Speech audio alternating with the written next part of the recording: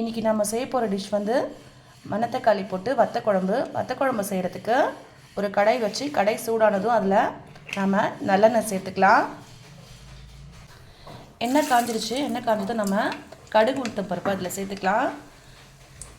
தாளிக்கிறதுக்கு நம்ம ஜீரகம், 4 வெந்தயம், ஒரு 4 மிளகு சேர்த்துக்கிட்டு இது நல்லா பொரிஞ்சு வரட்டும்.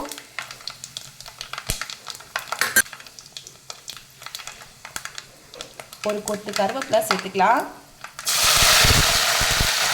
பொரிஞ்சு வந்ததுக்கப்புறம் இல்லை நம்ம மணத்தக்காளி வத்தல் கொஞ்சம் அலசி எடுத்து வச்சுருக்கேன், அதையும் நம்ம இதில் சேர்த்துக்கலாம்.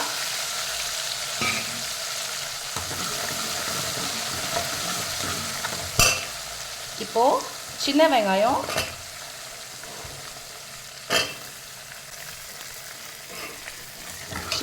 போட்டு நல்லா சின்ன வெங்காயத்தை கொஞ்சம் வதக்கிக்கலாம்.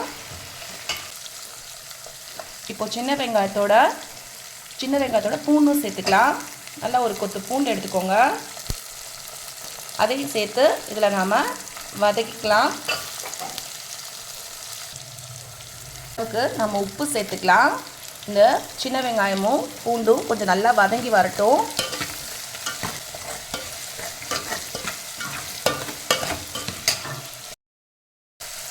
இப்போது வெங்காயமும் பூண்டும் நல்லா வதங்கிடுச்சு.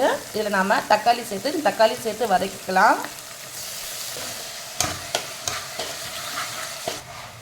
இதில் நம்ம இப்போ என்ன பொடி சேர்க்கணும்னு பார்க்கலாம். மஞ்சள், பெருங்காயத்தூள், மிளகுத்தூள், ஜீரகத்தூள், இது வந்து வெந்தயமும் அரிசியும் லைட்டாக வறுத்து பொடியாக்கி வச்சுருக்கேன். இது எல்லாத்தையும் சேர்த்து அதில் சேர்த்துக்கலாம்.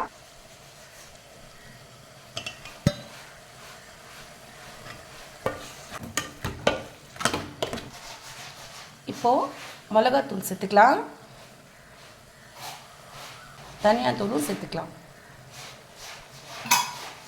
வந்து கரைச்சி வடிகட்டி வச்சது சேர்த்துக்கலாம்.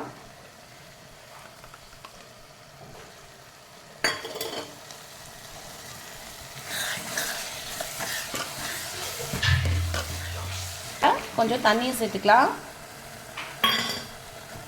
இதில் நிறைய தண்ணி விட வேணாம், இந்த குழம்பு கொஞ்சம் கெட்டியாக தான் இருக்கும்.